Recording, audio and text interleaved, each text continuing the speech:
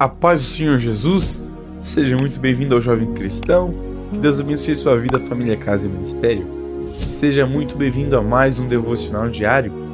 Neste devocional diário de hoje, quero estar trazendo uma passagem que se encontra no Evangelho de Lucas, capítulo de número 19, versículo de número 2 ao 6, que assim vai dizendo: E eis que havia ali um homem chamado Zaqueu, e era este um chefe dos publicanos, e era rico, e procurava ver quem era Jesus, e não podia, por causa da multidão, pois era de pequena estatura, e, correndo adiante, subiu a uma figueira brava para o ver, porque havia de passar por ali.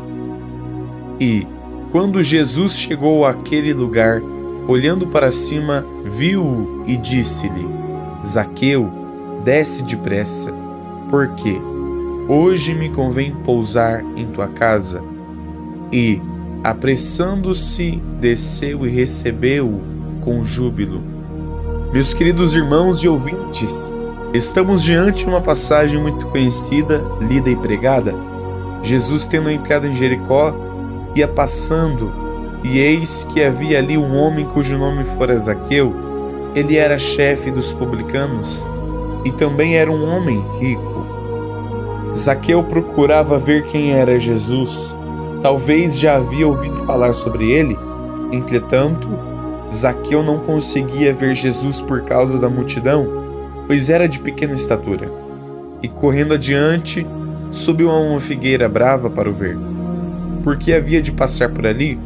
Quando Jesus chegou àquele lugar, olhando para cima, viu Zaqueu, e disse, em outras palavras, para ele descer depressa, porque naquele dia convinha a Jesus pousar na casa dele. Zaqueu, apressando-se, desceu e recebeu Jesus com grande júbilo, e vendo todos isso, murmuravam, dizendo que Jesus entrara para ser hóspede de um homem pecador. Zaqueu, levantando-se, disse a Jesus que ele dava aos pobres metade dos seus bens, e se em alguma coisa ele tinha defraudado alguém, o restituiria quadruplicado. Jesus então respondeu que naquele dia havia vindo a salvação àquela casa, pois também Zaqueu era filho de Abraão, porque o Filho do Homem veio buscar e salvar o que se havia perdido. A primeira lição qual extraímos do texto é a força de vontade que Zaqueu empregou para se alcançar ao menos uma visão de quem era Jesus. Meus queridos ouvintes, Zaqueu poderia ter desistido logo que viu a multidão. Afinal, ele era de pequena estatura, as condições limitavam uma visão de perto do Senhor Jesus. Então, ele decidiu subir na figueira. Ainda que fosse um homem rico e que ocupava uma patente elevada, ele não hesitou em subir numa árvore para ver Jesus. Somente para ver Jesus. Zaqueu não agiu no impulso de uma necessidade medicinal, de uma doença, qual ele enfrentava e precisava que Jesus o curasse. Não, Zaqueu não agiu na ausência de dinheiro, porque estava enfrentando a fome e precisava que Jesus lhe proporcionasse um milagre na parte financeira. Não. Ao contrário, a própria palavra diz que ele era rico. Então, a que propósito Zaqueu estava procurando Jesus? Meus queridos irmãos e ouvintes, quando olhamos para esta passagem, ao meu ver, ao que eu entendo, o que eu entendo que Zaqueu estava procurando em Jesus era uma visão própria de como Jesus era, ou, em outras palavras, de quem ele era. A fama que percorria a redondeza, com toda certeza atraiu a multidão, assim como talvez a vida de Zaqueu. Um homem que efetuava milagres, um homem que fazia o coxo andar, o mudo falar, o cego ver, o surdo ouvir, um homem que curava enfermidades, um homem que ressuscitava os mortos. Talvez Zaqueu só queria saber qual era a fisionomia de Jesus. Afinal, a fama que se carregava do nome de Jesus era gigantesca. Era isso ele queria saber como Jesus era. Mas Jesus, parando, olhando para cima, demonstrou que ele é muito além de alguém que efetua milagres. Acima da condição física próspera que ele pode conceder, está a condição espiritual. Quantos que já não foram fisicamente curados, entretanto estão espiritualmente doentes? Jesus tinha algo além para apresentar a Zaqueu. Não era um milagre físico. Zaqueu não era doente fisicamente. Não era uma condição financeira melhor. Zaqueu já era rico. Era a salvação da sua alma e da sua casa. Meus irmãos, às vezes achamos que uma cura pode transformar uma história, mas na verdade não. Uma cura pode transformar uma circunstância, contudo a salvação pode transformar toda uma história. Zaqueu não desistiu mediante os obstáculos. Às vezes desistimos de prosseguir por tão pouco. O que são pequenos obstáculos para o Deus que derrubou as muralhas de Jericó? As muralhas sim eram um obstáculo, a altura para o pensamento de desistência. Afinal, era algo praticamente intransponível, mas na autoridade do Senhor as trombetas foram tocadas, o povo gritou e as muralhas caíram ao chão. Às vezes o que falta para alcançarmos o milagre no Senhor é a superação das intempéries que aparecem no caminho. Não podemos parar porque as coisas estão dizendo que não vamos avançar. Precisamos continuar, pois é Deus quem nos capacita, é Ele quem nos estrutura. Precisamos só prosseguir avante, pois Ele está conosco. O problema que constantemente enfrentamos é este. Nós comparamos o nosso tamanho com o tamanho do gigante que está à nossa frente.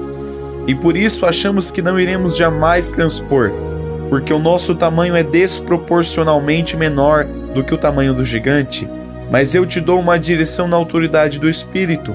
Ao invés de comparar o seu tamanho com o tamanho do gigante, tenha uma leve percepção de que o gigante que te cerca não é nada diante do tamanho do poder de Deus que está à sua frente.